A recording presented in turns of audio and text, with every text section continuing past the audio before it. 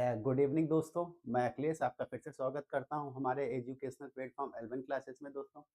और ये जीएस की 6 क्लास होने वाली है। पिछली 5 क्लासों में हम लोग एक दूसरे का सहयोग करते हुए चल रहे हैं और ये जो क्लास होने वाली है ये 6 क्लास है। मैं आप सभी लोगों को ऑलरेडी इन्फॉर्म कर चुका हूँ। ये जो जीएस की क्लास होने वाली है दोस्तों, ये सभी एग्जामिनेशन पर्पज से उतनी ही महत्वपूर्ण होगी जितनी किसी दूसरे जो आप जीएस की क्लासेस लेते होंगे। ये पर्टिकुलर किसी एक कंपटीशन के लिए नहीं है। ये मोस्टली जितने भी आपके वनडे एग्ज़ाम्स होते हैं जिसमें आप इसमें देख रहे होंगे, एएसओ है, यूपीपी है, आरआरबी है, वहाँ के लिए लाभदायक होने वाली हैं जीएस की क्लासेस। तो उम्मीद करता हूँ अधिक से अधिक इस सेशन से आप लोग जुड़ेंगे और इसमें अपना सहयोग देने का प्रयास आवश्यक ही रूप से करने का प्रयास किया जाएगा। और अपनी तरफ से मैं कोशिश करूँगा, करता हूँ, इनफैक्ट करूँगा भी कि बेहतर से बेहतर कंटेंट आपको प्रोवाइड कर पाऊँ, ताकि जो आपकी जो कुछ समस्याएँ हैं जीएस को लेके वो कुछ हद तक सॉर्ट आउट हो सकें। तो मेरा मकसद मैं पहले बताता हूँ, यहाँ पे जो हम लोग जीएस पढ़ रहे हैं और इसके अलावा मैं आप लोगों से ये भी कहता हूँ कि खुद भी जीएस को बहुत अच्छे ढंग से पढ़िए। अगर कोई भी कॉम्पिटिशन आपको क्रैक करना है दोस्तों वनडे एग्ज़ाम्स में, तो आपको जीएस खुद भी बहुत अच्छे ढंग से पढ़ना होगा, क्योंकि वनडे में बहुत जो जीएस होता है उसके लिए जैसे बहुत से टीचर्स जो खुद तो पढ़ाते हैं ही।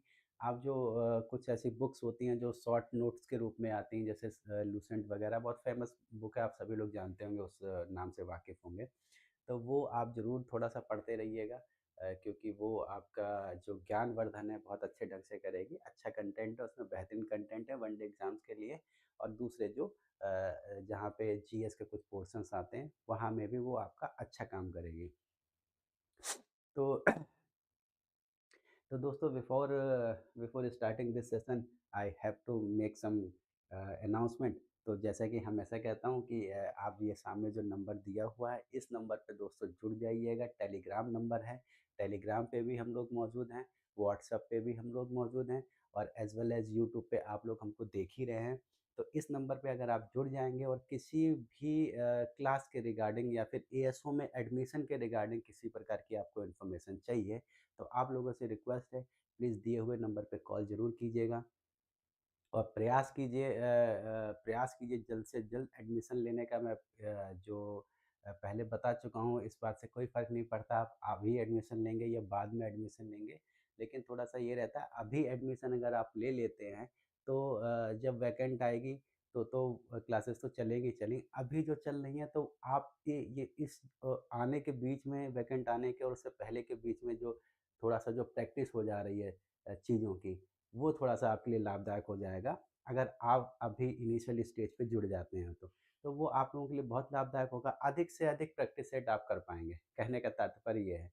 ऐसा नहीं है कि उस समय नहीं होंगे, लेकिन जो चीज़ें पहले से ही कार्यरत हैं या पहले से ही करना है, तो ज़ाहिर-सी बात है वहाँ पे आपको ज़्यादा मौका मिल जाता है अधिक प्रैक्टिस करने का और कुछ बेहतर और भी गेन करने का। तो कहने का दोस्तों तात्पर्य ये है कि एडमिशन आप लोग अगर लेना चाहते हैं तो प्लीज़ जल्दी से जल्दी जुड़िए। और और जो थोड़ा-सा जीएस की जो डिस्क्रिप्टिव क्लास चलती है और जिसमें व्याख्या की करके बताया गया हुआ है, वो ऑलरेडी पेड क्लास में जा चुकी हैं। आप लोग चाहें तो उसमें जो जिन्होंने एडमिशन लिया है, वो लोग चाहें तो देख सकते हैं। 6 क्लासेस लगभग 1 क्लास पेड में है, बाकी 5 जो क्लासेस हैं वो मेरे ख्याल से सार्वजनिक रूप से आप सभी लोग देख सकते हैं, पब्लिक में है, पब्लिक डोमेन में है। तो अगले तो जो भाई-बंधु हैं जो तैयारी कर रहे हैं, तो प्लीज़ अगर जल्दी से जल्दी जुड़ जाएँ तो हम लोग बहुत आभारी रहेंगे। और इसके बाद जो जैसे मैं बताया कि असिस्टेंट प्रोफ़ेसर में भी 30 क्वेश्चन आते हैं, तो उसके लिए भी लाभकारी होगा, ठीक है?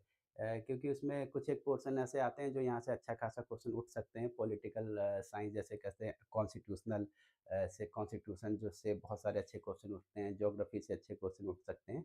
तो वो ये हो सकता है कि आप यहाँ से जो कुछ गेन करें, वो वहाँ पे आपको रखा हुआ मिल जाए। गुड इवनिंग गीता जी, गुड इवनिंग, कैसी हैं आप? स्वस्थ हैं? तो ये क्लास अच्छी होने वाली है, देखते हैं और कितना बेहतर हम लोग कर सकते हैं।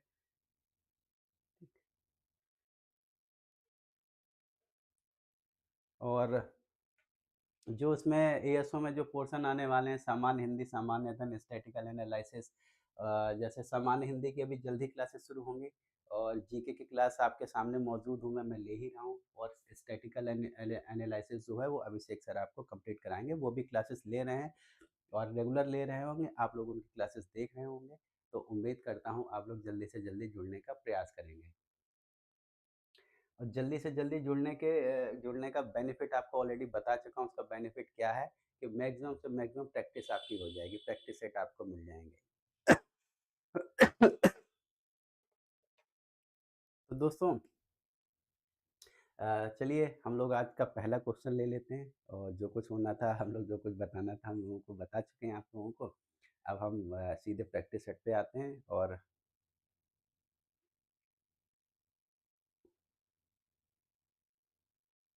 अभी हूँ,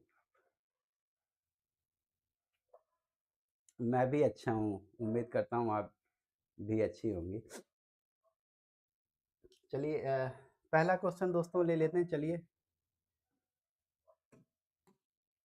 पहला क्वेश्चन क्या कहता है, भारतीय संविधान में विधि का शासन मुख्यतः, भारतीय संविधान में जो विधि का शासन मुख्यतः किससे सुनिश्चित होता है, विधि का शासन किससे सुनिश्चित होता है, संसद से, न्यायपालिका से, कार्यपालिका से, और राष्ट्रपति से। विधि के शासन की बात हो रही है, विधि के शासन की बात हो रही है, किससे सुनिश्चित होता है, विधि का शासन मतलब लॉ, ठीक है, लॉ रूल कह सकते हैं इसको। Rule of law in India is mainly ensured by, अगर कह सकते हैं तो कहा, जहाँ जहाँ से लॉ की बात आ जाएगी वो आ जाएगा जुडिशरी, ठीक है, कहाँ से होता है दोस्तों, ये होता है जुडिशरी से, ठीक। सिंपल सा है। विधि के शासन और विधि के समक्ष समता की जब बात की जाती है, तो उसका मतलब होता है कि इक्वल लॉ, ठीक है। जैसे कि अगर हत्या का किसी के ऊपर मुकदमा चल रहा है, तो वो चाहे किसी भी जाति का हो, किसी भी धर्म का हो, किसी भी लिंग का हो, वो जो धारा है वो समान रूप से सभी लोगों पे इम्पोज होगी, और समान रूप से सभी को एक ही प्रकार की सजा दी जाएगी। ये अलग बात होती है कि जो न्यायिक प्रक्रिया प्रक्रिया के दौरान जो न्यायाधीश है उस व्यक्ति को किस प्रकार की सजा देता है, लेकिन एज ए कानून के अनुसार उसमें जो सजा दी गई है उस वो सजा उसको मिलेगी, और इस सजा मिलने में किसी प्रकार का भेदभाव नहीं किया जाता है, न जाति के आधार पर, न धर्म के आधार पर, ना ही लिंग के आधार पर, न भाषा के आधार पर, न जो कह सकते हैं कि जो वर्ण के वो जो होता है ना, लिंग क्या क्या बोलते हैं, कलर के आधार पर, ठीक है, रंग के आधार पर, ठीक, वर्ण के आधार पर कह सकते हैं। तो इसका आंसर होगा बी। आगे चलते हैं। अगर देख क्लास आप लोगों को अच्छी लग रही है, गीता जी अगर आपको क्लास अच्छी लगे तो प्लीज़ अपने आस-पास, भले ही देखिए बहुत से ऐसे लोग हैं जो इसकी तैयारी ना करते हुए पुलिस की कर रहे होंगे या किसी और की कर रहे होंगे, तो ये सभी के समान रूप से है। आपके पास अगर समय हो तो अपने जो कॉलीग्स हैं या जो रिश्तेदार हैं, उनमें भी ये क्लास शेयर कर सकती हैं, ताकि वो लोग भी इसका आनंद ले पाएँ। स्वराज को कांग्रेस का लक्ष्य किस अधिवेशन में घोषित किया गया था? सिंपल सा सवाल है, पूर्ण स्वराज की बात हो रही है, स्वराज को swaraj was declared as the goal of Congress, ठीक है। कब हुआ था? कलकत्ता अधिवेशन में, लखनऊ अधिवेशन में, लाहौर अधिवेशन में, और कब हुआ था? कराची अधिवेशन में। सिंपल सा जवाब है, जो लोग इतिहास जानते होंगे वो लोग बहुत अच्छे ढंग से जानते होंगे। दोस्तों ये हुआ था लाहौर अधिवेशन में, लाहौर अधिवेशन में हुआ था 1929 में, और इसके अध्यक्ष कौन थे? जो अध्यक्ष थे, ठीक है, अध्यक्ष की बात की जाए कौन थे? जवाहरलाल नेहरू, जवाहर लाल नेहरू इसके अध्यक्ष थे, ठीक। इस अधिवेशन की जो और मुख्यतः ये जो मुख्य बात थी वो ये था, पूर्ण स्वराज का जो लक्ष्य घोषित किया गया था, जो इसमें क्या था, पूर्ण स्वराज का लक्ष्य घोषित किया गया था, स्वराज पूर्ण स्वराज का लक्ष्य घोषित किया गया था, ठीक। और 26 जनवरी 1930 को स्वतंत्रता दिवस मनाने की बात कही गई थी। क्या बनाने की बात कही गई थी? स्वतंत्रता दिवस, स्वतंत्रता दिवस, ठीक, ये बात कही गई थी। और ये कहाँ हुआ था? लाहौर में। किस नदी के तट पे हुआ था? इस चीज को भी ध्यान दे दीजिएगा, रावी नदी के तट पे, रावी नदी रावी नदी तट पर। ठीक, क्लियर है आप लोगों को? ये जो कुछ फैक्ट्स हैं जो लाहौर अधिवेशन से जुड़े हुए पूछे जाते रहते हैं। ठीक, जवाहरलाल नेहरू अध्यक्ष थे और 26 जनवरी 1930 को स्वतंत्रता दिवस मनाने की बात कही गई थी और रावी नदी के तट पर हुआ था। चलिए, अगला हमारे पास क्वेश्चन आ गया है। भारत में राजकोषीय घाटे का अर्थ क्या है? ठीक है, राजकोषीय घाटे का अर्थ क्या होता है? आय माइनस बाय व्यय, कुल व्यय माइनस कुल आय, कर माइनस गैर कर और निर्यात माइनस है। जो फिजिकल डेफिसिट होता है, फिजिकल डेफिसिट किस प्रकार से निकाला जाता है, किस फार्मूले से निकाला जाता है, उसका अर्थ क्या होता है? फिजिकल डेफिसिट जो राजकोषीय घाटा होता है, वो क्या होता है? The total expenditure divide minus by total receipt, total आय कह सकते हैं या टोटल रिसिप्ट कह सकते हैं कि जितना व्यय हुआ उसके मुकाबले उनके पास कितना आया उसको उससे घटा दिया जाता है, तो फिर क्या आ जाता है? फिजिकल डेफिसिट आता है। ठीक, क्या आता है? कुल व्यय से कुल आय को घटा दिया जाता है, तो उससे क्या आता है? फिजिकल डेफिसिट आता है, मतलब कितना घाटा हुआ, इसी को हम लोग फिजिकल डेफिसिट कहते हैं कि आय के मुकाबले अगर आप देखिए आय के मुकाबले अगर आपके एक्सपेंडिचर्स बहुत हो जाएँगे, क्या हो जाएँगे? एक्सपेंडिचर्स बहुत हो जाएँगे, दैट मीन्स खर्चे आपके बहुत हो जाएँगे, तो क्या हो जाएगा? आप घाटे में ही तो जाएँगे, सिंपलीसिटी सी बात है। ठीक, कहाँ जाएँगे? आप डिक्लाइन पे जाएँगे। आमदनी अठन्नी खर्चा रुपया, ठीक है?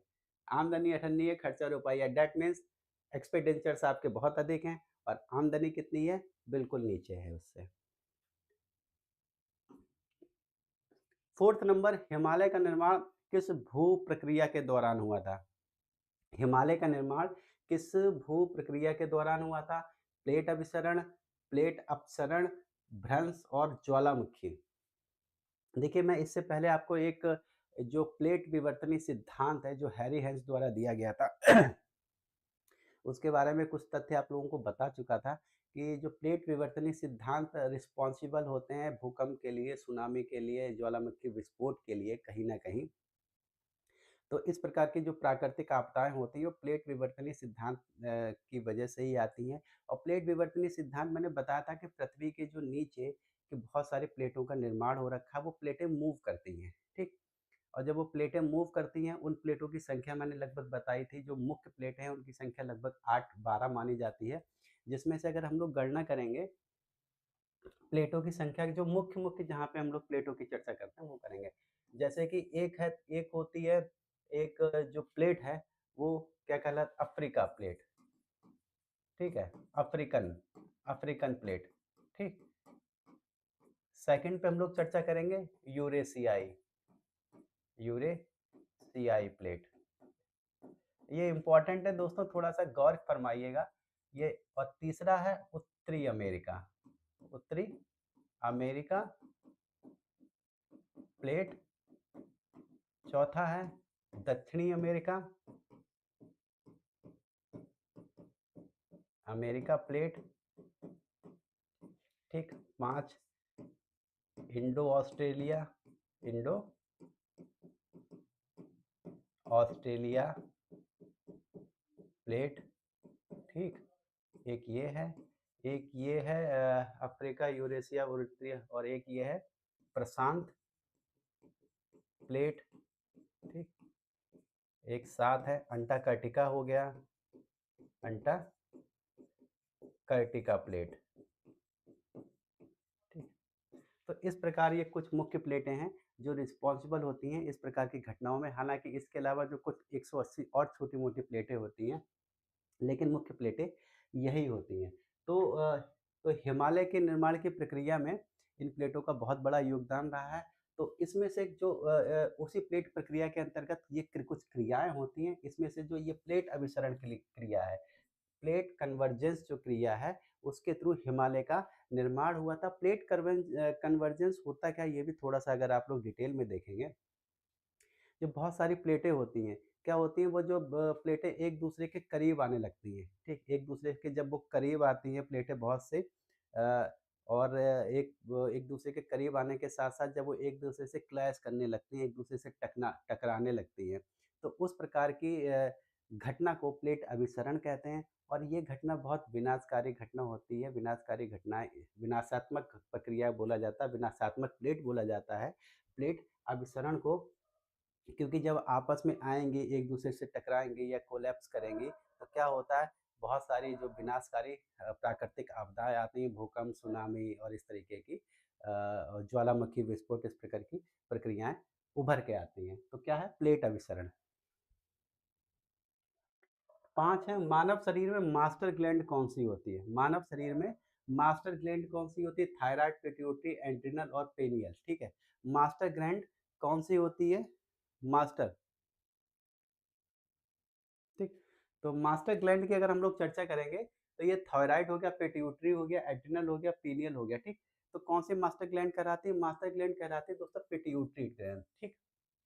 और इसको मास्टर ग्लैंड इसलिए भी बोला जाता है कि जो शरीर की दूसरी जो ग्लैंड्स होती हैं, उन ग्लैंड्स के ऊपर पूरी तरीके से नियंत्रण रखता है। जैसे थायरॉइड ग्लैंड्स हो गया, हाइपोथैलेमस ग्लैंड्स हो गया, कई दूसरी जो ग्लैंड्स होती हैं, उस पे ये कुछ कंट्रोल रखता है। इसके अलावा जो मानव की अन्य जैसे कि प्रक्रियाएँ जैसे प्रजनन प्रक्रिया हो गई और इसके अलावा जो दूसरी कुछ वृद्धि प्रक्रिया हो गई, तो उन प्रक्रियाओं को भी ये कंट्रोल करता है। तो इसलिए इसको पिट्यूटरी ग्लैंड भी बोला जाता है। बी का 5 का बी, बिल्कुल ठीक है। और इसको मास्टर ग्रंथि और बहुत ये दिमाग ये ऊपर सर के ऊपर कहीं पे कुछ एक मटर के दाने के आकार की होती है, उस तरीके की ये ग्लैंड होती है। लोकसभा अध्यक्ष को हटाने का प्रस्ताव कौन ला सकता है? देखिए, लोकसभा अध्यक्ष के बारे में ऑलरेडी पहले ही बता चुका हूँ, काफ़ी लेक्चर्स में हम लोग जो लिए थे, उन लेक्चर्स में को थोड़ा-सा डिफाइन किया था। राष्ट्रपति, प्रधानमंत्री, लोकसभा सदस्य और राज्यसभा, ठीक? तो लोकसभा अध्यक्ष को जो हटाने की प्रक्रिया है, वो लोकसभा अध्यक्ष के कौन करते हैं? लोकसभा सदस्य ही होते हैं। क्योंकि आप लोगों को जानकारी है इस बात की, लोकसभा जो अध्यक्ष होता है, वो Lok Sabha Priyansh sir assistant professor GDC G GIC के लिए जीएस क्लास लीजिए सर। अ, अरे प्रियांश, ये लगभग मान के चलो उसी के लिए है, ठीक। उसके लिए बहुत बहुत टफ जीएस नहीं आता, आपको बस करंट पढ़ना होगा, करंट और हो सकता है थोड़ा बहुत कंप्यूटर पढ़ना पड़े आपको।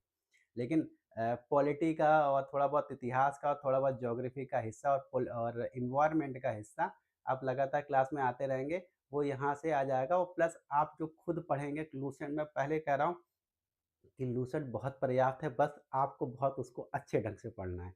इतने अच्छे ढंग से आप पढ़ेंगे, मैं 30 में से गारंटी ले रहा हूँ, कम से कम अगर आपने बहुत अच्छे से पढ़ा होगा, 20 क्वेश्चन आपके कहीं स गलत नहीं है और बाकी आपके नॉलेज के ऊपर हो सकता है आप 25 भी कर दें।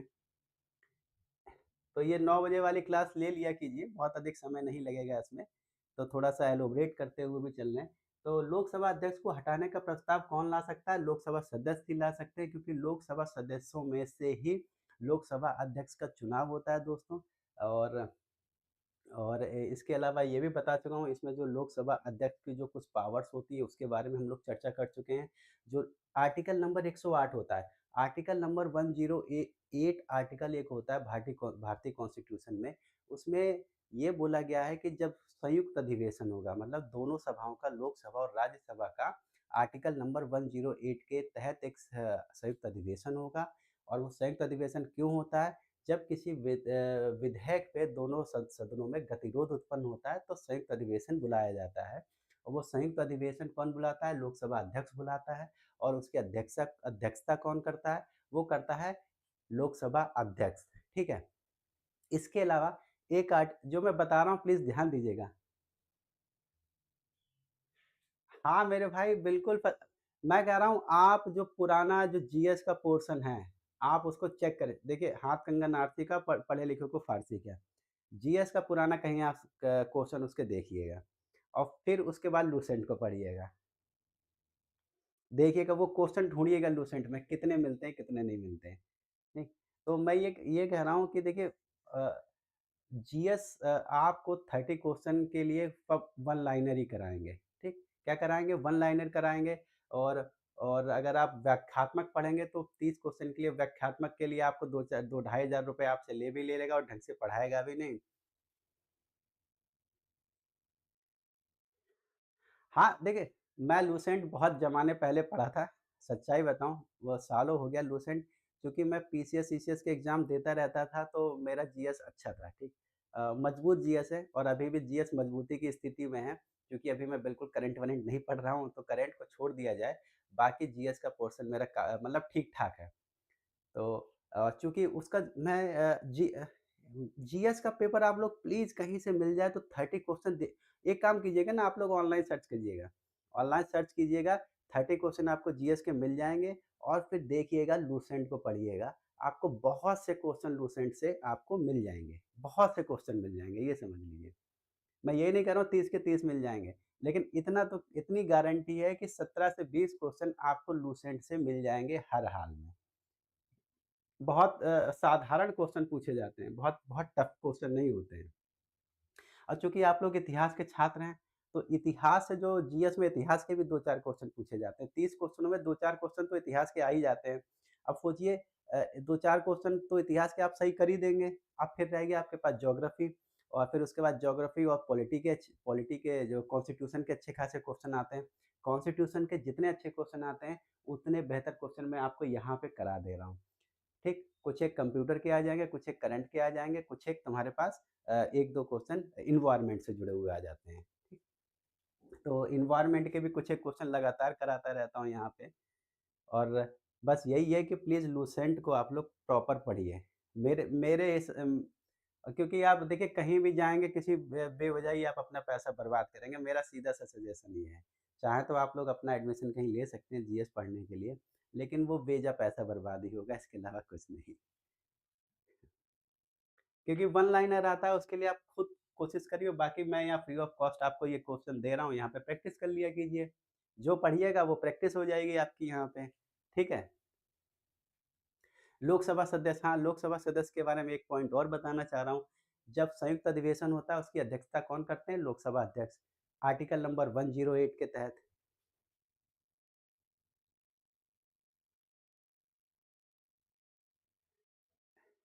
अच्छा, आपके 20 क्वेश्चन सही थे, मेरे 24 सही थे। और 2-3 क्वेश्चन मैं अपनी मतलब करंट नहीं पढ़ा हुआ था, तो मेरा करंट के कुछ एक क्वेश्चन गलत हो गए, कुछ अपनी कम ठीक है, लेकिन 20 से अगर 25 के बीच में आपका स्कोर रहता है, अगर उसके तो अच्छा स्कोर माना जाएगा, खराब स्कोर नहीं माना जाएगा। 108, 118। हुँ, चलिए 10 नहीं, नहीं, नहीं, नहीं। एक चीज़, हाँ, 108 आर्टिकल नंबर 108 जो है, वो संयुक्त अधिवेशन की अध्यक्षता जब लोकसभा अध्यक्ष करता है उसके लिए। एक होता है 100। नमस्ते सर। पम्मी जी, नमस्ते पम्मी जी। एक होता है 100, आर्टिकल नंबर क्या होता है? आर्टिकल नंबर यहाँ पे इम्पोर्टेंट देखिएगा। आर्टिकल नंबर एक होता है 100, ये भी इसी से जुड़ा हुआ है। ये ह 100 क्या करता है आर्टिकल नंबर 100 की अच्छाई क्या है? ये होता है जब संयुक्त अधिवेशन होता है, तो उसमें भी वोटिंग होती है। जो विधेयक होता है उसपे एक वोटिंग होती है। वोटिंग क्या होती है? अगर वोटिंग इक्वल हो जाती है, अगर वोटिंग क्या होती है? समान समान जो होता है, समान होने की स्थिति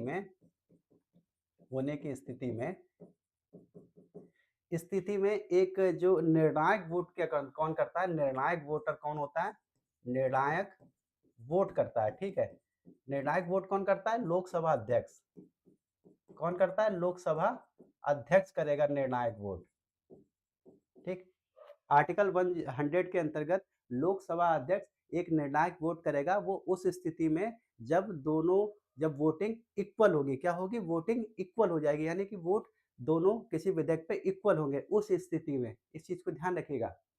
आर्टिकल नंबर 100 के अंतर्गत, ठीक। और इस प्रक्रिया को जो वो निर्णायक वोट देगा, ये जो वोट देगा, इसको हम लोग बोलते हैं कास्टिंग वोट। क्या बोलते हैं? Casting vote. कास्टिंग वोट, इसको हम लोग क्या बोलते हैं? कास्टिंग वोट बोलते हैं। इस चीज को भी ध्यान रखिएगा, कास्टिंग वोट इसको बोलते हैं। तो ये कुछ फैक्ट्स हैं। और 108 आप लोगों को पता है, 108 के अंतर्गत संयुक्त अधिवेशन बुलाया जाता है, जिसकी अध्यक्षता कौन करते हैं? जनाब लोकसभा अध्यक्ष करते हैं। आगे चलते हैं। बंगाल का विभाजन किस वर्ष हुआ था? जी सर जी, निर्णायक मत देता है आर्टिकल नंबर 100 के अंतर्गत, उसको हम लोग कास्टिंग वोट बोलते हैं। बंगाल का विभाजन किस वर्ष हुआ था? 1903, 1905, 1907, 1911। सिंपल सा क्वेश्चन है, आप सभी लोग जानकार हैं इसके। तो ये हुआ था दोस्तों 1905। ठीक है, यहाँ से भी कुछ एक जानकारी है। लॉर्ड कर्जन कौन थे?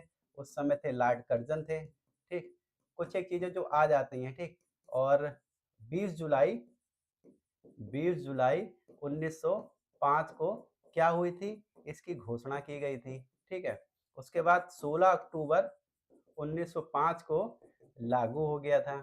ठीक, और इसी तारीख को राखी दिवस मनाया गया था।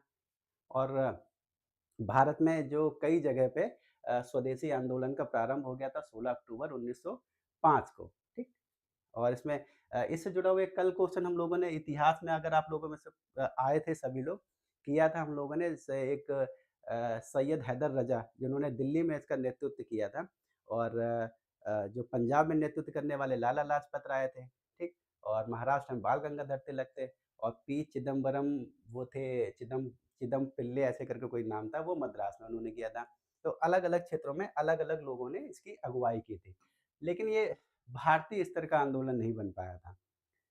ठीक, क्योंकि ये लोग चाहते थे चाहते थे कि भारतीय स्तर का सर बंगाल विभाजन रुका 1911 में। ठीक है, बंगाल विभाजन जब लॉर्ड हार्डिंग द्वितीय गवर्नर बन के आए थे, तो 1911 में उन्होंने बंगाल विभाजन को रद्द कर दिया था। ठीक है, 1911 में।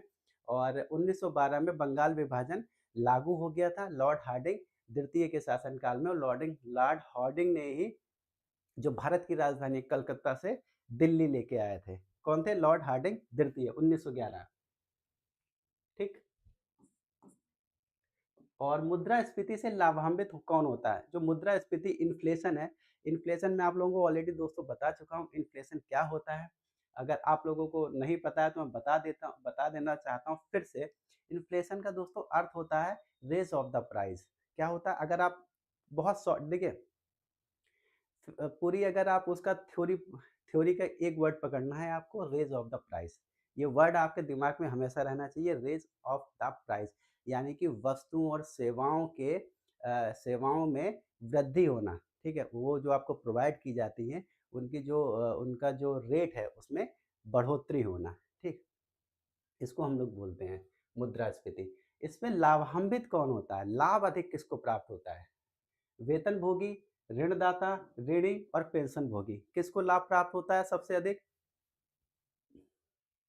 तो लाभ इसमें प्राप्त होता है ऋणी को।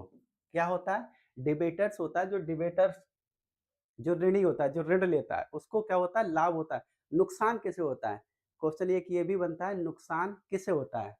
ठीक, नुकसान किसे होता है? जो लेनदार होता है, लेनदार, या कह सकते हैं जो ऋणदाता होता है, जो ऋणदाता, उसको क्या होता है? इसमें नुकसान होता है। ठीक, उसमें क्या होता है? उसको नुकसान होता है। जो ऋणदाता होता है दोस्तों, उसको होता है नुकसान। ये भी एक क्वेश्चन बनता है मुद्रास्फीति से। मानसूनी वर्षा का मुख्य कारण क्या है? मुख्य कारण क्या है मानसूनी वर्षा का? तो मुख्य कारण है पृथ्वी की गति, ताप एवं दाब अंतर, समुद्री धाराएं और स्थला आकृति। मुख्य जो बेस जो उसका जो कारण है, तो वो है दोस्तों ताप एवं दाब अंतर। थर्मल प्रेशर डिफरेंस, जो थर्मल प्रेशर डिफरेंस है, वो उसका मुख्य कारण है। डीएनए, आप डीएनए की जो संरचना है, किस प्रकार की संरचना होती है डीएनए की? Single helix, double helix, circular और रैखिक। जो डीएनए की संरचना है वो किस प्रकार की संरचना होती है? ये डीएनए की जो संरचना किस प्रकार की होती है? ये दोस्तों होती है बी। ठीक, 10 का बी। हाँ ठीक है, अच्छा। ठीक है, डबल हेलिक्स मॉडल। ठीक है, डबल हेलिक्स मॉडल जो देने के जो दिया था जिन्होंने 1953 में, 1953 ईस्वी में किसने दिया था? वॉटसन एवं क्रिक ने दिया था। वॉटसन एवं क्रिक द्वारा दिया गया था यह सिद्धांत, डबल हेलिक्स मॉडल डीएनए का। ठीक, आगे हमारे पास है संघीय व्यवस्था का मूल तत्व क्या है? संघीय व्यवस्था जो फेडरल 10 का भी बिल्कुल ठीक है। जो संघीय व्यवस्था है उसका मूल तत्व क्या है? ठीक है, कोर एलिमेंट ऑफ फेडरेशन। ठीक है, फेडरलिज्म कह सकते हैं या फेडरेशन कहते हैं। ठीक है, वो क्या है? इस शक्तियों का विभाजन, डिवीजन ऑफ पावर। ठीक है, एकात्मकता, यूटिलिज्म और न्यायिक सक्रियता जुडिशियल एक्टिविज्म, और थर्ड कहता है संसदीय सर्वोच्चता यानी सुप्रीमेसी, पार्लियामेंटल सुप्रीमेसी, पार्लियामेंट्री सुप्रीमेसी। ठीक, तो कौन सा संघीय व्यवस्था का मूल तत्व हमें बताना है? 10 का बी। आप लोगों का जवाब बिल्कुल ठीक है, 10 का B, double helix model, Watson एवं क्रिक, 1953। ठीक, संघीय व्यवस्था का मूल तत्व क्या है? शक्तियों का विभाजन। ठीक, देखिए संघीय व्यवस्था का हम लोग पहले ही बात कर चुके हैं, क्या है? शक्तिय विभाजन, शक्तियों का विभाजन। ठीक है, division of powers, division of powers या डिवीजन ऑफ पावर्स। ये हम शक्तियों का विभाजन हम कहाँ देखते हैं? अनुसूची कहाँ देखते हैं? अनुसूची, अनुसूची 7 में। किसमें देखते हैं? अनुसूची 7 में। आप सभी लोगों को पता है सूचियों की संख्या 12 है, अनुसूचियों की संख्या, तो 7 में हम लोग देखते हैं। और 7 डिवाइड है 3 चीजों में। किसमें है? एक संघ सूची है, एक क्या है? संघ सूची है। ठीक, एक राज्य सूची है और एक समवर्ती सूची है। क्या है? एक समवर्ती सूची है। सबके बहुत सारे विषय हैं। ठीक है, शायद संघ सूची में 97 विषय हैं, इसमें राज्य सूची में शायद 66 विषय हैं, और इसमें 42 के आसपास विषय। देखिए हो सकता है इसमें से कुछ डेटा थोड़ा बहुत गलत हो जाए, ये आप लोग चेक कर लीजिएगा, नहीं तो मैं थोड़ा सा बता दूंगा, क्योंकि मुझे इनका ये जो है कितने विषय हैं ये थोड़ा सा अभी मुझे याद नहीं है। जो याद है पुराने बेस पे उसमें मैंने बताया है। हाँ, हालांकि संघ सूची और राज्य सूची तो मुझे ठीक लग रहा है, लेकिन समवर्ती सूची हो सकता है गलत हो। ठीक, समवर्ती सूची वो सूची होती है जिसमें राज्य और सेंट्रल दोनों ही वो बना पाती हैं, क्या? कानून बना सकती हैं। जिसमें हम लोग देखते हैं एजुकेशन क्या होता है, एक एक विषय है जिसमें एजुकेशन को एक विषय के रूप में देखते हैं। एजुकेशन पे दोनों ही सरकारें जो गवर्नमेंट होती है रूल्स बना सकती है। राज्य सूची होती है, उस पर राज्य कानून बना सकती है। जैसे पंचायत पे क्या है? जैसे पंचायत पे राज्य का, पंचायत किसका विषय है दोस्तों? राज्य का विषय है। संघ सूची, संघ सूची के बहुत सारे ऐसे विषय, जैसे शेयर मार्केट हो गया, बैंकिंग सेक्टर हो गया, बैंकिंग सेक्टर, शेयर मार्केट और एटॉमिक एनर्जी के बारे में बहुत सारे ऐसे सब्जेक्ट हैं, वो संघ सूची ही विदेशी मामले हो गया, विदेशियों से समझौता हो गया। ठीक है, तो ये संघ सूची के विषय होते हैं, शक्तियों का विभाजन। आगे चलते हैं, दांडी मार्च किस वर्ष हुआ था? दांडी मार्च किस वर्ष हुआ था? ठीक है, 1928, 1929, 1930 और 1931। देखिए दांडी मार्च आप कब हुआ था? 1930 में। कब शुरू हुआ था? कहाँ से शुरू हुआ था? 12 अप्रैल, ओ सॉरी, कहाँ गया यार, 12 अप्रैल लिख गया ये।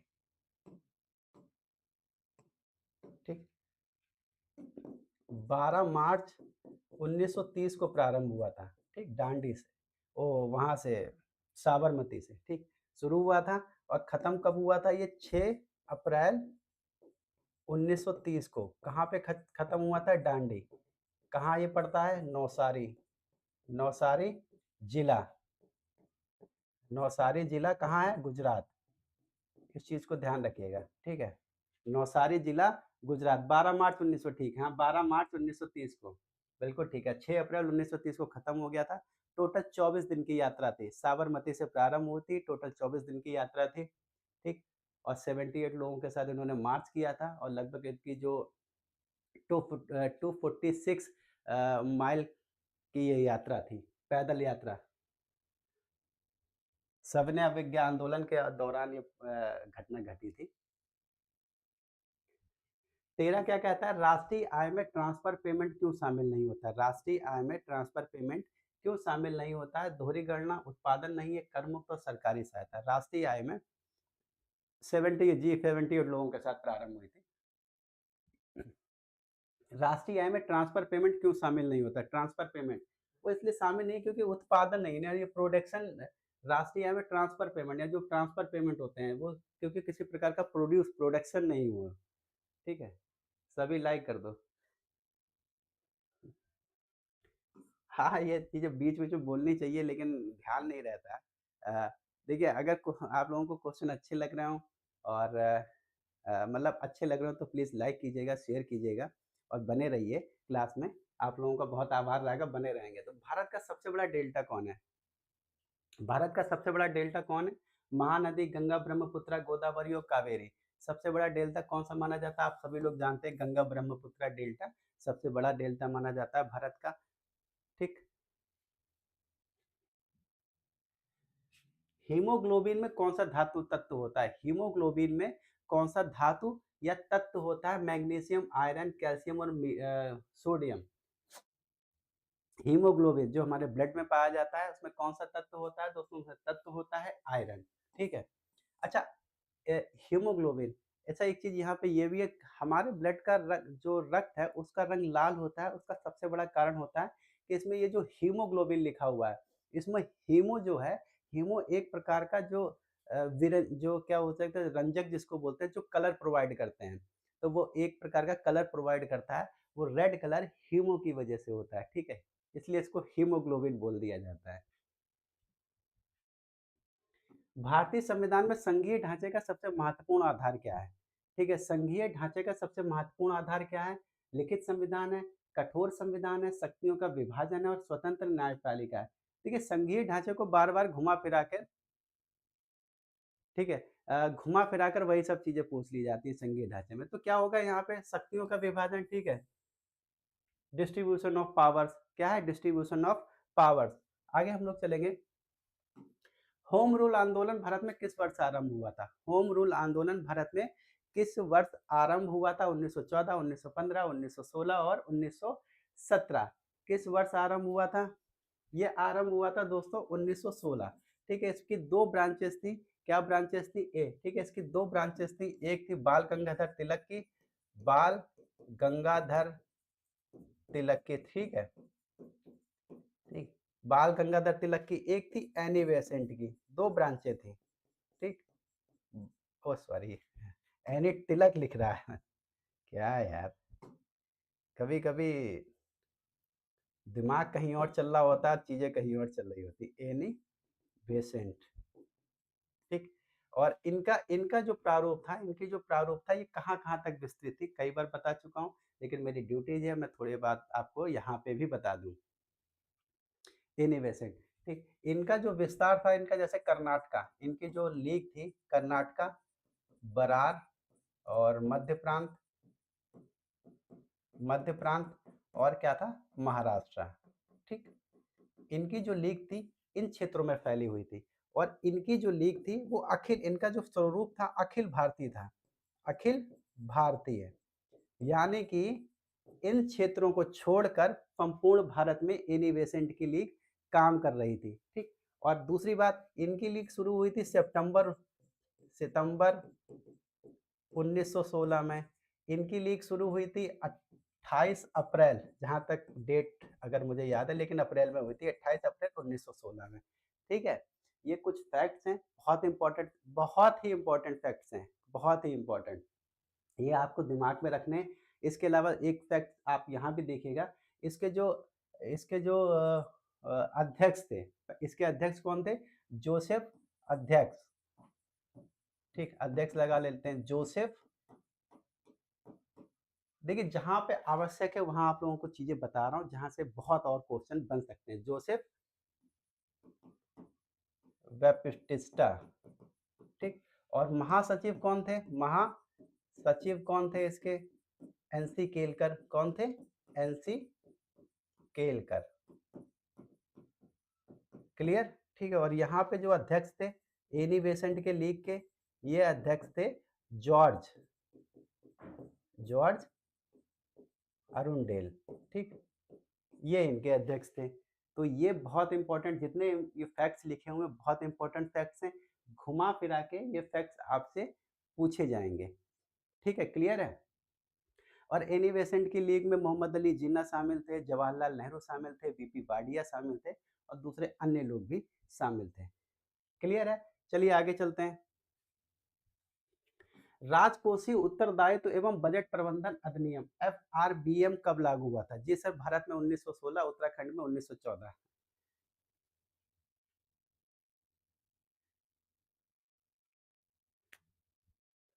उत्तराखंड में 1914 में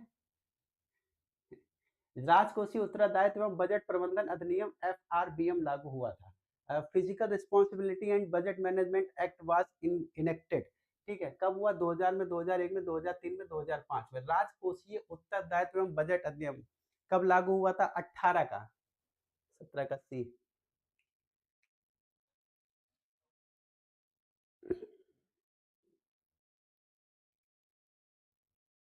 ठीक। ये 18, ठीक है, 2003 में। ठीक है, सी का 18 का सी है, 2003 में ये लागू हुआ था। आगे चलते हैं। देखिए, क्लास अच्छी लग रही है तो दोस्तों प्लीज़ शेयर कीजिएगा, लाइक कीजिएगा, और दूसरे जो मित्रगण हैं जो किसी प्रकार के इस एग्ज़ाम्स में हैं उनको भी शेयर करने का प्रयास कीजिएगा। अगला क्वेश्चन है, 19 भारत की सबसे लंबी नदी पूरी तरीके से भारत में प्रवाहित कौन-सी है? ठीक है, गंगा नदी, गोदावरी, नर्मदा और कृष्णा नदी। सॉरी, गंगा, गोदावरी, नर्मदा और कृष्णा नदी। Which is the longest river flowing entirely in India, पूरी तरीके से वो इंडिया में प्रवाहित होती है। एक हो गया गंगा, हो गया गोदावरी, हो गया नर्मदा, हो गया कृष्णा, हो गया।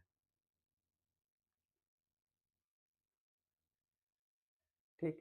किसी को इसका होम रूल भारत में 1916 में, लेकिन उत्तराखंड उत्तराखंड में 1914 में सर। अच्छा, देखिए मुझे इसकी, देखिए मैं उत्तराखंड में 1914 में हुआ था, तो 1914 में कौन शुरू किया था उत्तराखंड में?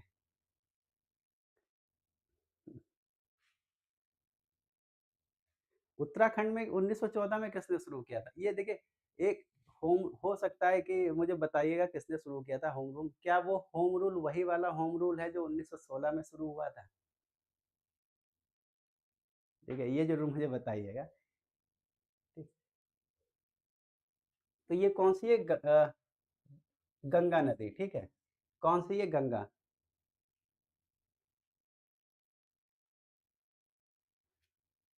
1916 उत्तराखंड में, 1914 में। मानव शरीर में इंसुलिन हार्मोन किस कोशिका से स्रावित होता है?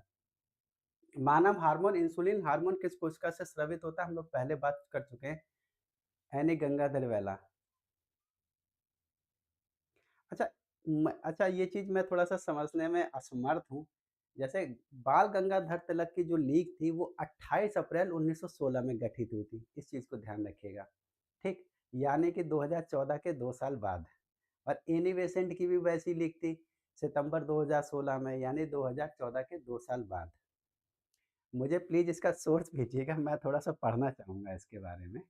क्योंकि मैंने अभी तक किसी बुक में देखा नहीं है ऐसे, जहाँ मतलब जहाँ जो किताबें मैंने पढ़ी उसमें देखा नहीं है। लेकिन अगर आपके पास सोर्स हो तो प्लीज़ मुझे भेजिएगा, और मैं इसको ढूँढ लूँगा, नेट पे भी ढूँढने का प्रयास करूँगा। क्योंकि ये थोड़ा-सा डेटा के साथ मेल मेल नहीं कर रहा है। मतलब जो डेटा है उसके साथ मेल नहीं खा रहा है। ऐसा कैसे संभव होता है जो चीज़ 2016 में शुरू हुई है वो 2014 में पहले शुरू हो गई हो? मानव शरीर में इंसुलिन हार्मोन किस कोशिका से स्रावित होता है? अल्फा कोशिका, बीटा कोशिका, डेल्टा कोशिका और पी कोशिकाएँ। ठीक है? कहाँ से शुरू होता है? ये शुरू होती है बीटा कोशिका। मैंने बताया है अग्नाशय में लैंगरहैंस दीपिका से इंसुलिन रिड्यूस होता है। गंगाधर वाला सर्च करना। लेकिन गंगाधर वाला तो मैंने बताया, उनका जो जो था कर्नाटका था, बरार था, महाराष्ट्र था, और मध्य प्रांत था, तो वहाँ पे कैसे संभव हो जाएगा? और गंगाधर वाला तो खुद ही 28 अप्रैल 1916 को शुरुआत हुई थी, तो वो 2014 में कैसे कर देंगे? लेकिन हो सकता है वो होम रूल कुछ दूसरे प्रकार का हो, कुछ और हो, मैं उसको देखो सर्च करता हूँ। सर्च करूँगा फिलहाल ये, बीटा कोशिकाओं से इंसुलिन जो हार्मोन है वो रिड्यूस होता है। हाँ, इंसुलिन आप लोगों को आप लोग जानते होंगे डायबिटिक पेशेंट के लिए कितना इम्पोर्टेंट होता है। लोकसभा में अविश्वास प्रस्ताव किस अनुच्छेद से संबंधित है? किस अनुच्छेद से संबंधित है? Article number 74, 75, 76, 77। 75, 76, 77, ठीक है? 21 का, 21 का।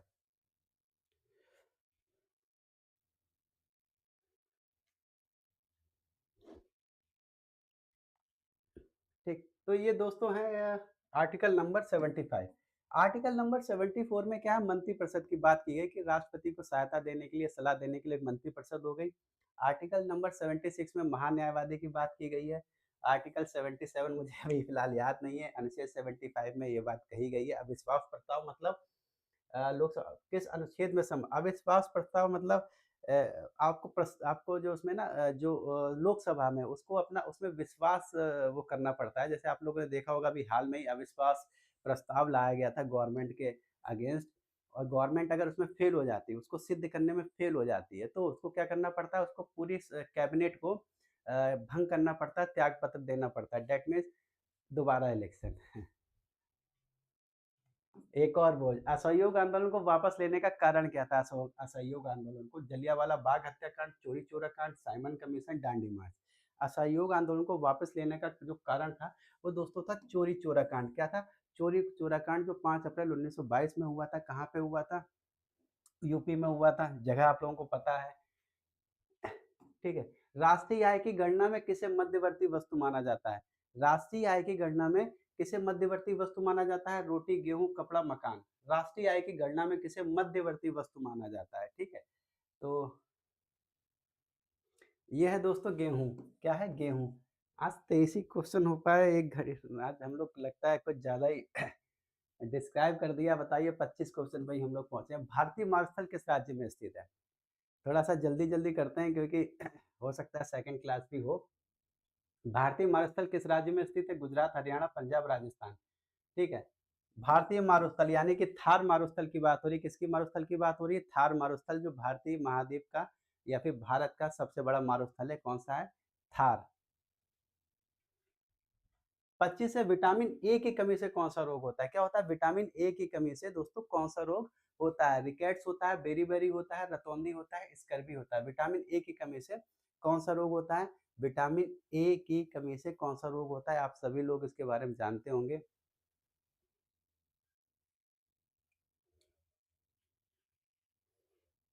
विटामिन ए की कमी से 24 का डी।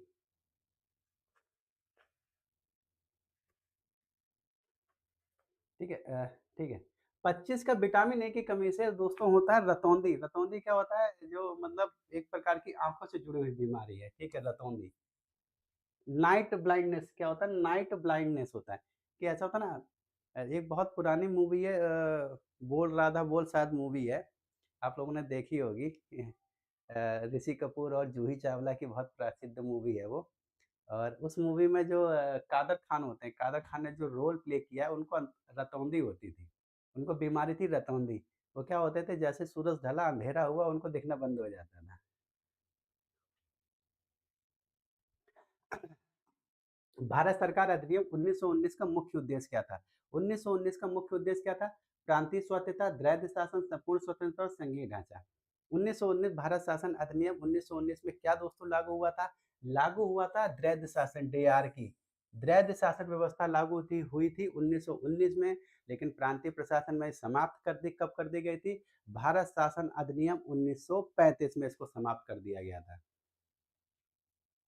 मुद्रा आपूर्ति, मनी सप्लाई में कौन शामिल नहीं होता है? मनी सप्लाई में कौन शामिल नहीं होता है?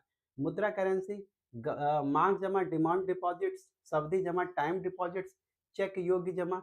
कौन सा उसमें शामिल नहीं होता है? तो दोस्तों ये मुद्रा आपूर्ति में मनी सप्लाई, ये सावधि जमा, टाइम डिपॉजिट्स। ठीक है, क्या होता है? टाइम डिपॉजिट्स उसमें शामिल नहीं होता है। ठीक। भारत का सबसे ऊंचा पर्वत शिखर कौन सा है? भारत का सबसे ऊंचा पर्वत शिखर कौन सा है? नंदा देवी, कंचनजंगा, केटू और माउंट एवरेस्ट। भारत का सबसे ऊंचा पर्वत शिखर दोस्तों वैसे तो दो हैं। एक तो है केटू गॉडविन ऑस्टिन, जो हमारे जम्मू कश्मीर क्षेत्र में पड़ता है। और उसमें से जो पीओके क्षेत्र में है, केटू गॉडविन ऑस्टिन कहाँ पड़ता है? पीओके क्षेत्र में। 8,611 मीटर इसकी हाइट है। 8,611 मीटर हाइट है। लेकिन चूंकि वो पीओके में पड़ता है तो हम लोग उसकी गणना है भारत में ही, लेकिन हम लोग नहीं करते हैं। ठीक है, लेकिन चूंकि हमारे अधिकार क्षेत्र में होते हुए भी वो हमारे अधिकार क्षेत्र में नहीं है। और फिर कहता है कंचनजंगा, जिसकी लंबाई है 8,586 मीटर। 8,586 मीटर। 8,586 मीटर है। ठीक, तो ये भारत की सबसे ऊंची है। और इसकी इसकी लंबाई है 8,611 मीटर। भारत का सबसे ऊंचा पर्वत 28 का सी। तो ये दोस्तों बी है।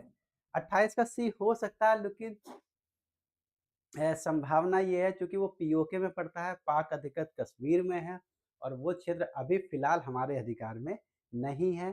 तो आंसर होगा कंचनजंगा बी। ठीक। 29 है, मानव शरीर में आरबीसी का औसत जीवन काल कितना होता है? 29 में आरबीसी का औसत जीवन काल कितना होता है? 90 डेज, 100 डेज, 120 डेज और 150 दिन। आरबीसी का red blood red red blood cell. ठीक है। एक कितने दिन होता है? औसत जीवन काल एवरेज ये होता है 120 डेज। आरबीसी का जो औसत जीवन काल होता है दोस्तों 120 डेज होता है। चलिए आगे चलते हैं। 30 है, संसद का संयुक्त अधिवेशन संयुक्त सत्र किस स्थिति में बुलाया जाता है? देखिए इसी पे हम लोगों ने इसी सेशन में चर्चा की थी। आपातकाल में, आपातकाल जब लगा हो, बजट प्रस्तुत हो रहा हो, दोनों सदनों में गतिरोध हो और राष्ट्रपति चाहे, तो कहाँ पे हम लोग आंसर सही होगा? दोनों सदनों में जब गतिरोध उत्पन्न होता है तब हम लोग उसको बुलाते हैं संयुक्त अधिवेशन। 31 से क्रिप्स मिशन भारत कब आया था? क्रिप्स मिशन भारत कब आया था? ठीक, 1940, 41, 42, 43। क्रिप्स मिशन दोस्तों भारत आया था 1942 में। ठीक है, 1942 में भारत आया था क्रिप्स मिशन। आगे है, मुद्रास्फीति का मापन उपभोक्ता स्तर पर किस सूचकांक से प्राप्त होता है? मुद्रास्फीति का जो मापन है उपभोक्ता स्तर पर किस सूचकांक से प्राप्त होता है? Consumer level is measured by, ठीक, इन्फ्लेशन, थोक मूल्य सूचकांक, उपभोक्ता मूल्य सूचकांक, औद्योगिक उत्पादन सूचकांक और जीडीपी डिफ्लेटर यानी कि अपस्फीति किस आधार पे होता है? तो सीपीआई। भाई उपभोक्ता स्तर है तो उपभोक्ता स्तर पे ही उसका आकलन भी किया जाएगा। सीपीआई यानी कंज्यूमर प्रोडक्ट इंडेक्स। ठीक है, consumer price index, sorry, consumer price index यानी कि उपभोक्ता मूल्य सूचकांक के आधार पर।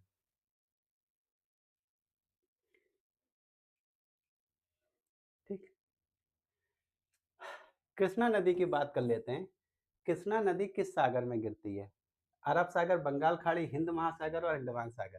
कृष्णा जो नदी है, जो भारत के जो कुछ महत्वपूर्ण स्थल है वहाँ से, जैसे आंध्र प्रदेश हो गया, महाराष्ट्र हो गया, आंध्र प्रदेश हो गया, महाराष्ट्र हो गया, और इसके अलावा कर्नाटका हो गया, तेलंगाना हो गया, वहाँ से गुजरती हुई ये कहाँ गिरती है दोस्तों? अरब सागर में, बंगाल खाड़ी में, हिंद महासागर और अंडमान सागर में। और इसकी जो टोटल हाइट हम लोग देखते हैं लगभग 1400 किलोमीटर है। 1400 किलोमीटर है इसकी जो टोटल लंबाई है। 1400 किलोमीटर है। कहाँ गिरती है दोस्तों? ये बंगाल की खाड़ी में गिरता है। कहाँ गिरता है? बंगाल की खाड़ी में। और कहाँ? पश्चिमी घाट में महाबलेश्वर पड़ता है। इसका जो होता है पश्चिमी घाट। ठीक, 1400 किलोमीटर है लंबाई। कहाँ से निकलती है? उद्गम कहाँ से है? उद्गम पश्चिमी घाट। पश्चिमी घाट महाबलेश्वर नाम जगह है, महाबलेश्वर। महाबलेश्वर कहाँ पड़ता है? महाराष्ट्र। ठीक। और कितने कितने राज्यों से होकर गुजरती है? 4 राज्यों से, महाराष्ट्र हो गया, आंध्र प्रदेश हो गया, और कर्नाटका हो गया, और तुम्हारा तेलंगाना हो गया। इन 4 राज्यों से होकर गुजरती हुई बंगाल की खाड़ी में गिर जाती है। बी। मानव शरीर में पाचन की शुरुआत कहाँ से हो जाती है? जो पाचन की प्रक्रिया है वो मानव शरीर में कहाँ से शुरू होती है? वो होती है अमाशय से, मुख से, छोटी आंत से और ग्रास नली से। कहाँ से शुरू हो जाती है पाचन की जो प्रक्रिया है? वो शुरू हो जाती है मुख से। कहाँ से शुरू हो जाती है? मुख से ही शुरू हो जाती है। मुख से ये ग्रासनी में जाता है, ग्रासनी से ग्रास नलिका में जाता है, और ग्रास नलिका से ये अमाशय में जाता है, अमाशय से छोटी आंत से, छोटी आंत से बड़ी आंत में, बड़ी आंत से ये फिर गुदा द्वार में जाता है। ठीक। उसका स्टेप लास्ट है। लगभग इसकी जो लंबाई मानी जाती है, जो पूरी ग्रास नलिका जो मुंह से लेके वहां तक जाती है, वो लगभग 9 मीटर के आसपास, मतलब अप्रोक्सीमेटली 9 मीटर के आसपास है। ठीक। तो उसका क्रम आप लोग देख लीजिएगा। इसका क्रम जैसे मुख हो गया, मुख से ये ग्रासनी में जाता है। ठीक, ग्रासनी से ग्रास नलिका में जाता है, ग्रास नली में। और ग्रास ने अभी क्या क्या बताया था यार? ग्रासनी है, ग्रास नली है, और ग्रास नली से अमाशय में जाता है। ठीक है, पेड़ अमाशय से जाता है छोटी आंत में, छोटी आंत, फिर बड़ी आंत,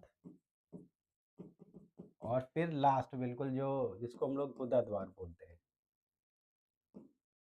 ठीक, ये इसकी कुछ, और टोटल लंबाई इसकी लगभग जो हाइट मानी जाती है 9 मीटर के आसपास मानी जाती है, अप्रॉक्सीमेटली है। ठीक है, बी 34 का बी बिल्कुल ठीक है, 34 का भी बिल्कुल ठीक। 35 है, भारत छोड़ो आंदोलन का नारा किसने दिया था? सिंपल सा क्वेश्चन है, जल्दी से करेंगे। महात्मा गांधी, जवाहरलाल नेहरू, सुभाष चंद्र बोस और सरदार पटेल। तो ये नारा दिया था महात्मा गांधी द्वारा। ठीक है, और इसी नारे में उन्होंने करो मरो का भी नारा दिया था। संसदीय लोकतंत्र में मंत्रिपरिषद किसके प्रति उत्तरदायी होती है? जो संसदीय लोकतंत्र होता है उसमें मंत्रिपरिषद किसके प्रति उत्तरदायी होती है? राष्ट्रपति, राज्यसभा, लोकसभा, संसद। ठीक है, मंत्रिपरिषद किसके प्रति उत्तरदायी होती है? वो उत्तरदायी होती है सिर्फ और सिर्फ लोकसभा। संसद इसमें इसलिए नहीं होता है क्योंकि मैं आप लोगों को पहले ही बता चुका हूँ, जो उसका अपर सेशन होता है जिसको हम लोग बोलते हैं राज्यसभा, राज्यसभा कभी भंग नहीं होती, वो एक स्थायी होती है, तो उसको भंग नहीं किया जा सकता है। ठीक, तो इसलिए क्या होगा, लोकसभा क्या होता है ना, म्यूचुअल अंडरस्टैंडिंग के साथ होती है और रिस्पॉन्सिबल होती है। ठीक है, संसदीय लोकतंत्र में लोकसभा के प्रति रिस्पॉन्सिबल होती है। ठीक, भारतीय रिजर्व बैंक की स्थापना किस अधिनियम, लोकसभा, ठीक है, बिल्कुल ठीक है। भारतीय रिजर्व बैंक की स्थापना किस अधिनियम के तहत हुई थी? RBI act 1934, banking regulation act 1949, companies act 1956 और फाइनेंस एक्ट 1935। तो ये हुआ था आरबीआई एक्ट 1934, और इसका राष्ट्रीयकरण किया गया था 1949 में। इसका राष्ट्रीयकरण कब किया गया था आरबीआई का? 1949 में। 38 है, लाल मिट्टी का रंग किस तत्व के कारण उसका रंग जो है वो लाल होता है? वो है तांबा, लोहा, मैग्नीज, एल्युमिनियम। किस तत्व की उपस्थिति के कारण उसका रंग लाल हो जाता है? तो दोस्तों ये है आयरन। लोहे की उपस्थिति के कारण उसका रंग क्या हो जाता है? लाल हो जाता है। अच्छा, जैसे बहुत आप लोगों ने अभी हाल में एक बहुत लाइमलाइट में रहा था खूनी वर्षा। खूनी वर्षा आप लोगों ने सुना होगा, ठीक है, ब्लड रेन जिसको हम लोग बोलते हैं, उसके पीछे भी ये लाल मिट्टी ही एक कारण होता है। हालाँकि ये हमारे यहाँ नहीं होती है, ये जैसे यूरोपियन स्पेन वगैरह में इस प्रकार की घटनाएँ होती हैं। ठीक। मानव हृदय में कुल कितने वॉल्व होते हैं? मानव हृदय में कुल कितने वॉल्व होते हैं? 2, 3, 4, 5, मतलब कितने हिस्सों में डिवाइड होता है? तो वो 4 हिस्सों में डिवाइड होता है, ठीक है? कितने? अलिंद और निलाय, ठीक है? और अलिंद 2 भागों में डिवाइड होता है, दायाँ और बायाँ, और निलाय में डिवाइड होता है बायाँ और दायाँ में, ठीक है? 4 चैम्बर्स होते हैं। लोकसभा का अधिकतम कार्यकाल कितना होता है? लोकसभा का मैक्सिमम कार्यकाल कितना होता है? 4, 5, 6, 7, 4, 5, 6, 7, लोकसभा का अधिकतम कार्यकाल कितना हो सकता है? तो ये अधिकतम कार्यकाल होता है 5 वर्ष का, ठीक है? मैक्सिमम 5 वर्ष का कार्यकाल हो सकता है जो ऑलरेडी डिसाइडेड होता है।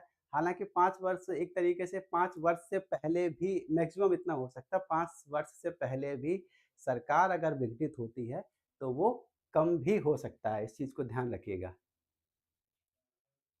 40 का भी गलत हो गया, क्या गलत हो गया गीता जी? 5 वर्ष, ठीक है, बिल्कुल ठीक है, 5 वर्ष। साइमन कमीशन भारत कब आया था? साइमन कमीशन भारत कब आया था? 1925, 1927, 1928 और 1930। साइमन कमीशन इंपॉर्टेंट क्वेश्चन है, कब आया था? 1927 में।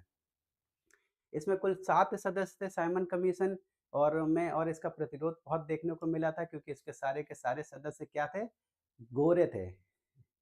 गोरे थे, मतलब किसी भी भारतीय को उसमें शामिल नहीं किया गया था। तो इसका प्रतिरोध करने को देखने को मिला था। और ये क्या हुआ था, ये समीक्षा, इसने समीक्षा करने के लिए आया था 1919 को, जो भारत शासन अधिनियम था उसकी समीक्षा 1927, साइमन कमीशन 1927, ठीक। भारत में योजना आयोग की स्थापना किस वर्ष हुई थी? भारत में योजना आयोग की स्थापना किस वर्ष हुई थी? 1947, 1949, 1950, 1951। योजना आयोग सिंपल 1950। इसी सेशन में जो 5 लेक्चर्स होते हैं, उन लेक्चर्स में योजना आयोग से जुड़ा हुआ एक क्वेश्चन ज़रूर पढ़ता था। मैं पूरा उस क्वेश्चन को बार-बार पाँचों के पाँचों लेक्चर में मैंने बताया कि योजना आयोग कब बना, क्यों बना, कैसे बना, और कब खत्म हुआ, और जब नीति आयोग बना था तो कब बना था, और नीति आयोग का पहले अध्यक्ष कौन थे? तो ये आप लोग ध्यान रखिएगा, नीति आयोग के पहले अध्यक्ष, और कब वो इसको रिफ़ॉर्म करके नीति आयोग बनाया गया था। पश्चिमी घाट किस प्रकार के पर्वत हैं? जो पश्चिमी घाट है किस प्रकार के पर्वत हैं? नवीन मोड़दार पर्वत। देखिए, नवीन मोड़दार पर्वत वो नहीं है। नवीन मोड़दार पर्वत अगर पूछा जाए तो वो है हिमालय। हिमालय हो गया, एंडीज श्रृंखला हो गई, ये प्रकार के नवीन मोड़दार पर्वतों में आता है। अपशिष्ट पर्वत, रेजिडुअल जो मूवमेंट्स होते हैं, माउंटेन्स हैं, वो उसकी अगर हम लोग गणना करें तो जैसे आरावली श्रृंखला रेजिडुअल पर्वत में आता है, जो बहुत प्राचीन है और लेकिन धीरे धीरे खिसक रही है, धीरे धीरे खत्म होने के कगार पे है। ठीक। और ब्लॉक पर्वत और ज्वालामुखी पर्वत, तो ये कौन से हैं दोस्तों? ब्लॉक, भ्रंतोत्स पर्वत जिनको हम लोग कहते हैं। देखिए, भ्रंतोत्स पर्वत ऐसे होते हैं जो आंतरिक दबाव होने की वजह से, पृथ्वी के अंदर जो आंतरिक दबाव होता है उसकी वजह से ये ऊपर या नीचे खिसक जाते हैं। तो उसकी वजह से एक गैप सा बन जाता है। जैसे ऊपर बढ़ेंगे तो ऐसे इस तरीके से बढ़ेंगे तो साइड साइड से गैप हो जाएगा, ये बढ़ जाएंगे। नीचे धसेंगे तो वैली टाइप की बन जाती है। ठीक है, क्या बन जाती है? वैली।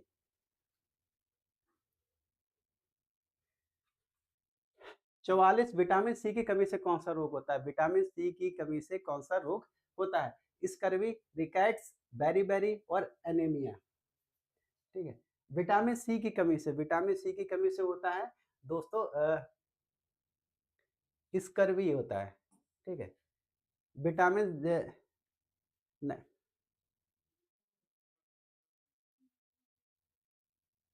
1928 में कहा, 1927 में ही तो साइमन कमीशन आया था।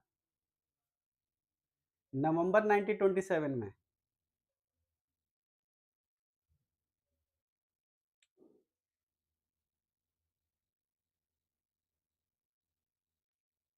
नवंबर मेरा ठीक था, 1928 में आया था। देखता हूँ यार, चेक कर लूँगा। न मेरे ख़्याल से जहाँ तक मुझे याद है 1927 में।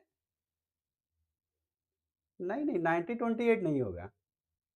देख लूँगा मैं अभी, फिर भी अभी बिल्कुल थोड़ी देर में चेक करके बता दूँगा, लेकिन 1928 नहीं होना चाहिए, 1927 मैं बहुत अच्छे ढंग से याद है। लेकिन मैं गलती कर सकता हूँ, इसमें ये नहीं कहूँ मैं गलती नहीं कर सकता हूँ, लेकिन हो सकता है डेट इधर-उधर हो गई हो मेरे से। संविधान का संरक्षक किसे कहा जाता है? राष्ट्रपति, संसद, सर्वोच्च न्यायालय और प्रधानमंत्री। बहुत बार रिपीट हुआ क्वेश्चन है, तो सर्वोच्च न्यायालय। संविधान का संरक्षक किसको बोला जाता है? सर्वोच्च न्यायालय को। 46 में भारत में प्रथम पंचवर्षीय योजना का मुख्य फोकस क्या था? जो प्रथम पंचवर्षीय योजना थी, उसका मुख्य फोकस क्या था? कहाँ पे उसको फोकस किया गया था? वो फोकस था उद्योग पे, कृषि पे, सेवा क्षेत्र पे और निर्यात पे। तो प्रथम पंचवर्षीय योजना पे किसको फोकस किया गया था दोस्तों? एग्रीकल्चर पे। और सेकंड में किस पे फोकस किया? हाँ, तो 1927 में ही वो हुआ था, 1928 भारत आया था, ठीक है। क्वेश्चन क्या था?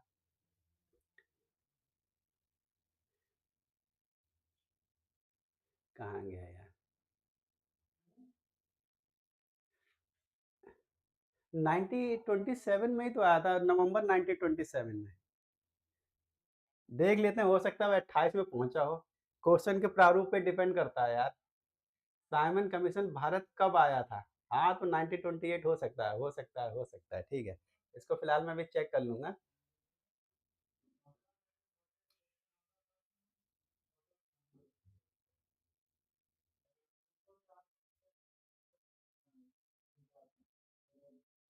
भूकंप की तीव्रता किस पैमाने पर नापी जाती है? भूकंप की तीव्रता किस पैमाने पर नापी जाती है?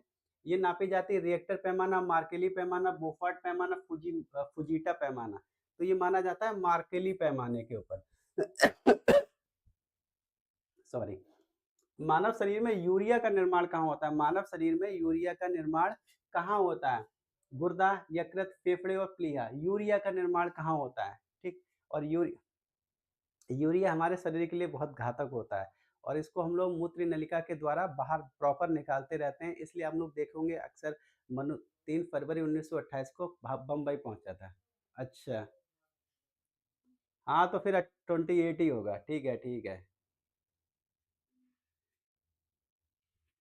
वो क्वेश्चन का प्रारूप ऐसा था कि वो उसको थोड़ा सा, शायद मैंने क्वेश्चन को ढंग से नहीं पढ़ा है। चलिए उसको 28 कर लीजिएगा, उसको 28 कर लीजिएगा। इसको चलो मैं 28 कर देता हूँ, नहीं तो ऐसा ना हो बच्चे बाद में रिकॉर्डेड देखेंगे तो कहाँ गया यार ये? भारत कब आया था? हाँ, ये क्वेश्चन है यार। ठीक है, 1928। ठीक, 1928। लेकिन मैं फिर एक बार इसको चेक ज़रूर करूँगा यार। आदत बनी हुई है ना, क्या कर सकते हैं। 45, 46, 47, 48। ठीक है, यूरिया का निर्माण 46। जानते हैं आप लोग यूरिया का निर्माण कौन करता है? लीवर करता है। ठीक। भारतीय संविधान की प्रस्तावना में कितने आदर्श हैं? भारतीय संविधान की प्रस्तावना में कितने आदर्श हैं? बहुत बार रिपीट, मैंने पूरे 5 के 5 सेशन में रिपीट हुआ है। 3, 4, 5, 6, 3, 4, 5, 6। कहाँ कितने हैं? 5 हैं। क्या है? विचार है, विश्वास है, धर्म है, उपासना है और विचार, विश्वास, धर्म, उपासना और अभिव्यक्ति। ठीक है, ये 5 हैं। क्या हैं? आदर्श हैं 5 प्रकार के। ठीक।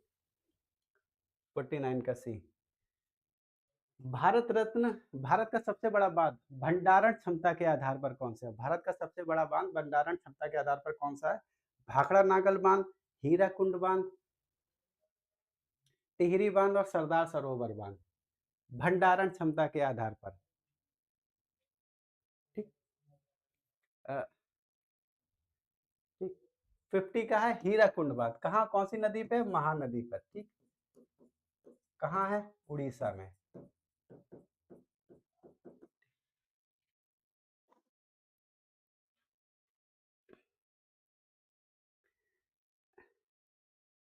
तो मित्रों, समीर सिंह गुरु। ठीक। तो दोस्तों, जो लोग यहाँ पे मौजूद रहे थे, गीता जी और समीर और आप सभी लोग, सबसे पहली बात तो 50 छब्बीस। ठीक। आप सभी लोगों का धन्यवाद कि आप सभी लोग इस समय आए, सबसे पहली चीज़ तो। और सहयोग दिया, सेकंड चीज़, उसके लिए आप लोगों का बहुत बहुत आभार। और जो पम्मी जी आई थी कुछ समय के लिए, प्रियांश आए थे कुछ समय के लिए, आप लोगों का बहुत बहुत आभार। आप लोग आए और पार्टिसिपेट किया और उम्मीद कर सकता हूँ कि आप लोगों को आनंद आया होगा, क्वेश्चन अच्छे लगे होंगे, उनका लेवल अच्छा लगा होगा, एग्जामिनेशन पर्पज से आपके लिए इम्पोर्टेंट लगे होंगे। तो ज़रूर बताइएगा, प्लीज़ कमेंट करिएगा, फीडबैक दीजिएगा और इसके अलावा लाइक कीजिए, शेयर कीजिए और चैनल को सब्सक्राइब कीजिए। 49 का सी। तो चैनल को दोस्तों सब्सक्राइब अगर नहीं किया है आप में से किसी ने भी, तो चैनल को सब्सक्राइब कर लीजिएगा प्लीज़। और लाइक कीजिएगा आप लोग और शेयर कीजिएगा। अपने जितने भी दोस्त हैं, मित्र हैं, भाई हैं, बंधु हैं, सबको शेयर कर दीजिएगा। मैं ये नहीं देखिए, सब अलग-अलग तरीके के प्रिपरेशन कर रहे हैं। कोई भाई पुलिस की कर रहा है, कोई आरआरबी जो ग्रुप डी की तैयारी कर रहा है, कोई असिस्टेंट। ये जो क्लास है, जो ये चलती है 9 बजे वाली, ये सभी को समान रूप से इम्पोर्टेंट होगी, सभी के समान रूप से काम करेगी। अब ये मतलब प्रैक्टिस सेट के रूप में, और बाकी आपकी खुद की मेहनत तो मायने रखती ही रखती है, इनफैक्ट वही ज़्यादा मायने रखती है। यहाँ पे जो मैं आता हूँ, आप लोगों के लिए जो टॉपिक लेके आता हूँ, जो क्वेश्चन लेके आता हूँ, वो क्वेश्चन ऐसे होते हैं कि आपको अधिक से अधिक प्रैक्टिस हो जाए, रट जाएँ लगभग आपकी ज़ुबान पे। अगर वो आएँ तो आपके गलत ना हो, अगर वो फँस जाते हैं, आ जाते हैं तो आपके उसमें से गलत ना हो। कुछ एक पॉइंट जो और एक्सप्लोर करता हूँ, प्लीज़ उनको भी फ़ोकस किया कीजिएगा, क्योंकि वो पॉइंट्स भी इतने इम्पोर्टेंट होते हैं कि वो उनसे जुड़े हुए क्वेश्चन अक्सर पूछे जाते रहते हैं। इसलिए उन पॉइंट्स को एक्सप्लोर थोड़ा-सा कर देता हूँ, ताकि आप, अगर क्वेश्चन दाएँ-बाएँ हो जाए, तो आप उसको हैंडल कर पाएँ ईज़िली। तो मिलते हैं दोस्तों, क्लास अगर आपको अच्छी लगी हो तो प्लीज़ शेयर कीजिएगा, लाइक कीजिएगा और ऐसे ही सहयोग देते रहिएगा। आप लोगों का बहुत-बहुत आभार रहेगा। कल आपसे फिर मुलाकात होगी, 9 बजे आपसे फिर मुलाकात होगी। ठीक है? तब तक के लिए नमस्कार, शुभ रात्रि और खुश रहिए, हँसते रहिए, मुस्कुराते रहिए और पढ़ाई पे ध्यान दीजिए। चलिए, मिलते हैं दोस्तों। Good night everyone.